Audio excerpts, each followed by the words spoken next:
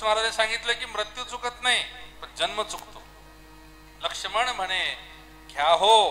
बघा नावही किती सुंदर आहे. मी मगाशी सांगितलं होतं ना देवाधिकांची नावं राहायची. लक्ष्मण महाराजांचे नाव खूप आवडते मला बरं का. लक्ष आणि मन दोन्ही एकत्र पाहिजे बरं का. जसं आता तुमचं लक्ष एकीकडे आहे मन एकीकडे आहे. लक्ष आणि मन हे एकीकडे झाले की काही साध्य होत नाही महाराज. काही लोकांचं लक्ष असतं. आता आमच्याकडे बरेच पोरं काय करतात जातात पुण्याला स्पर्धा परीक्षा करायची म्हणतात.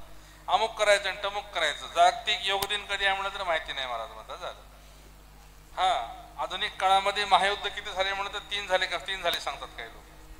2 झाले का 3 झाले हेही माहिती नाही. आणि अभ्यास कुठं करायला जाऊन पुण्याला. इकडे आई वडील बिचारे शेतामध्ये राबून बेजार आहेत. म्हणजे लक्ष एकीकडे मन एकीकडे.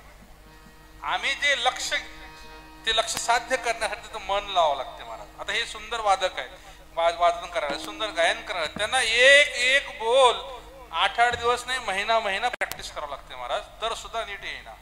त्या गायक लोकांना स्वरांची साधना करावी लागते. एक एक सूर लावावा लागतो तर कुठे ते साध्य होत असते. मग त्यांनी गायला म्हणून आम्ही सुरू केलं तर नाही जमत. तिथं लक्ष जे आहे त्याच्यात मनही पाहिजे. लक्ष मन म्हणे घ्या हो जन्म मृत्यू चुकवा हो.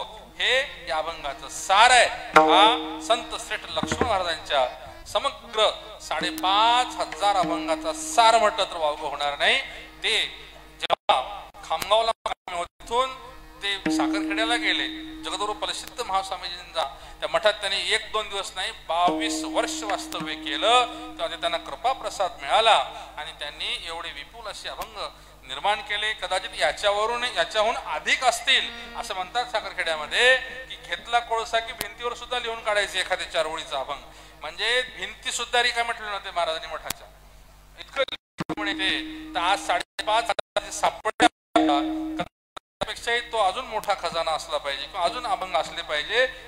कुठं विखुरले आहेत माहिती नाही परंतु असा ह्या सगळ्या अभंग वाङ्मयाचं सार त्याच्या जीवनाचं सार नव्हे तुमच्या आमच्या मनुष्य जीवनाचं सार या अभंगात सांगितलेलं आहे.